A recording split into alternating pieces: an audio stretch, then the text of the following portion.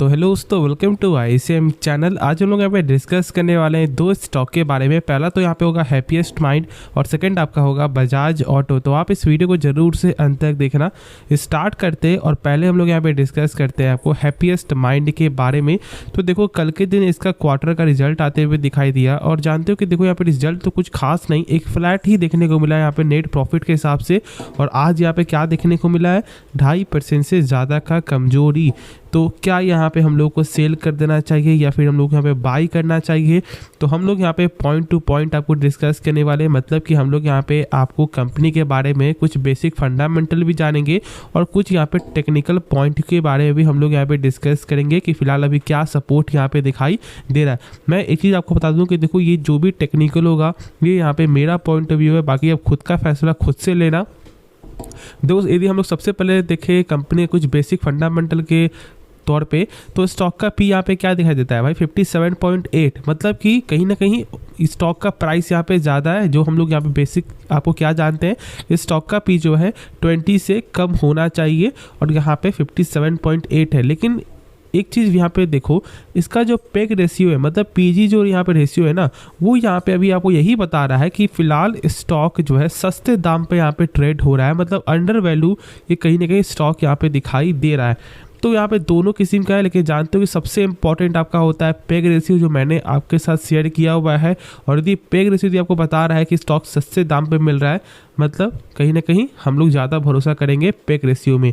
उसके बाद देखो कंपनी का ROC, ये सारा कुछ ही सही है, ठीक है, 27% का है। आप सोच सकते हो कि एक छोटी कंपनी तो है ही, लेकिन ग्रोथ यहाँ पे गजब का होता है। और जो पैसा जो कंपनी अपने ऊपर लगा रहा है, यदि वही पैसा 27% से ग्रोथ हो रहा है, तो ये कोई छोटा मोटा कोई नंबर है नहीं।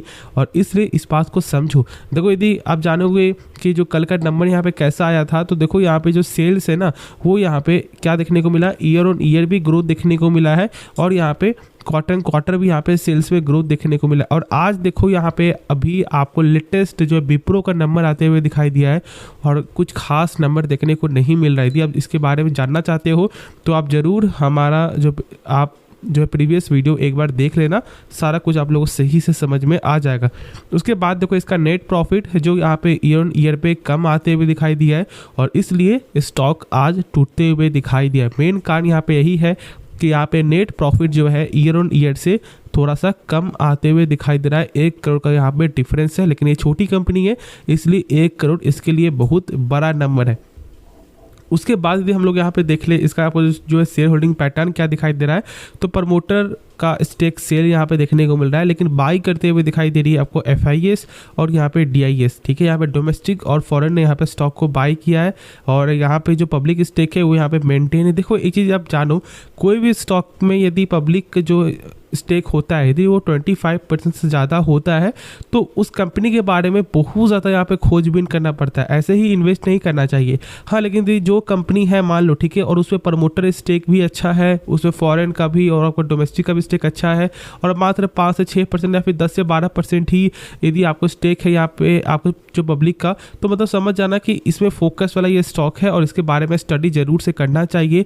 नियम क्या होता है जानते हो, 25% से कम का नंबर होना चाहिए थी, आपको संकेत चाहते हो अच्छा।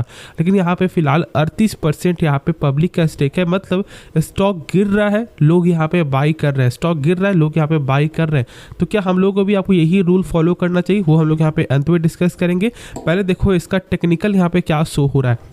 तो देखो भाई, जो यहाँ पे आपको मुझे जो यहाँ पे दिखाई दे रहा है, जो मैंने आपके साथ स्टार्टिंग से शेयर किया हुआ है कि 796 का एक इम्पॉर्टेंट सपोर्ट है। यदि ये ब्रेकडाउन यहाँ पे हो जाता है तो फिर तो स्टॉक का लेवल यहाँ पे और ज़्यादा यहाँ पे नीचे जाते हुए दिखाई दे सकता है मेरे हिसाब से।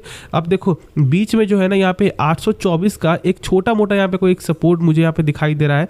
यदि भी ये भी आपको ब्रेकडाउन हो जाता है तो फिर गारंटीड तो हम लोग यहाँ पे ये बोल सकते हैं कि हाँ 99% चांस यहाँ पे ये है कि स्टॉक का जो लेवल है वो यहाँ पे 800 रेंज तक भी आपको आ सकता है।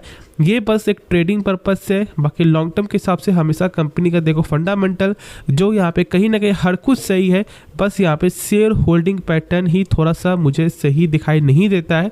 बाकी आपको हर कुछ ठीक है, कुछ भी देख लो, यहाँ पे रिटर्न कैपिटल एम्प्लॉयड देख लो, सेल्स देख लो, पेग रेशियो देख लो, सारा कुछ यहाँ पे आपको यही बताएगा कि अच्छी कंपनी है। और मैं यही बोलूँगा कि होल्ड करके चलो, फिलहाल सेल करने की कोई ज़रूरत नहीं है मेरे हिसाब से। बाई करना है फॉर द लॉन्ग टर्म के लिए जाओ, फॉर द शॉर्ट टर्म के लिए ट्रेडिंग पर्पज़ से जो मैंने बताया उस चीज़ को फॉलो ज़रूर से करना। और एक चीज़ क्या है कि कंपनी ने यहाँ पे ₹2.5 पर शेयर का जो डिविडेंड भी अनाउंस किया है। अब देखो यदि हम लोग यहाँ पे नेक्स्ट स्टॉक के बारे में डिस्कस करें जिसका नाम है बजाज ऑटो, तो आज हम लोग बस यहाँ पे डिस्कस करेंगे इसका Q2 का अर्निंग जो आज ही आना था, जो यहाँ पे आ चुका है। ऑलमोस्ट यहाँ पे 5 से 5:30 बजे के बीच में आते हुए ये नंबर दिखाई दिया है।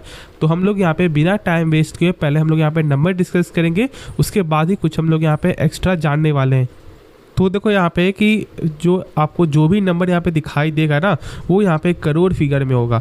अब देखो यदि हम लोग यहाँ पे पहले देख ले टोटल इनकम क्या दिखाई दे रहा है आपको, तो 10,536 करोड़ से बढ़कर यहाँ पे 11,206 करोड़ यहाँ पे दिखाई दे रहा है ईयर ऑन ईयर।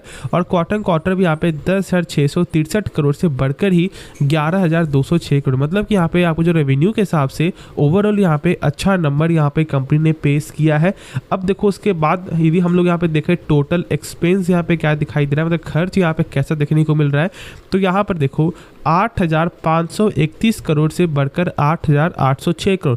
मतलब एक कॉमन वाली बात क्या है ना कि जैसे जैसे यहाँ पे सेल्स बढ़ते हुए दिखाई दिया है, सेम आपका वैसे वैसे यहाँ पे जो है खर्च भी गेन होते हुए दिखाई दे रहा है कंपनी का। यदि हम लोग उसके बाद देख ले इसका प्रॉफिट फॉर द पीरियड यहाँ पे मतलब आफ्टर टैक्स के बाद यहाँ पे क्या दिखाई दे रहा है, तो गजब का यहाँ पे जंप है।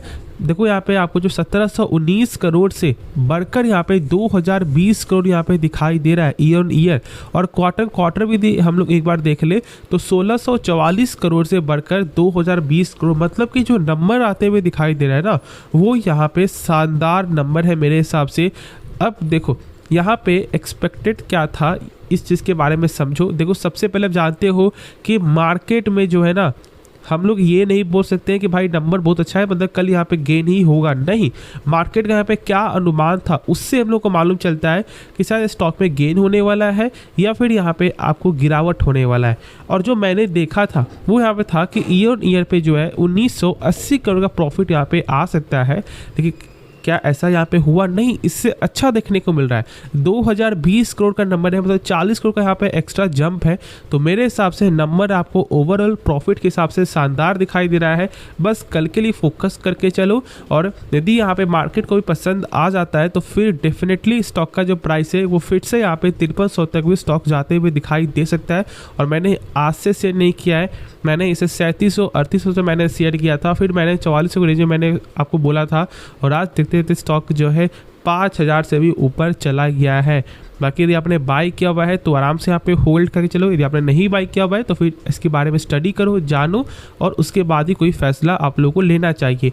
तो होप आपको ये वीडियो पसंद आया होगा, तो आप इस वीडियो को लाइक कर सकते हो और साथ साथ आप इस चैनल को सब्सक्राइब भी कर देना। तो मिलते हैं नेक्स्ट वीडियो में, तो तब तक के लिए धन्यवाद।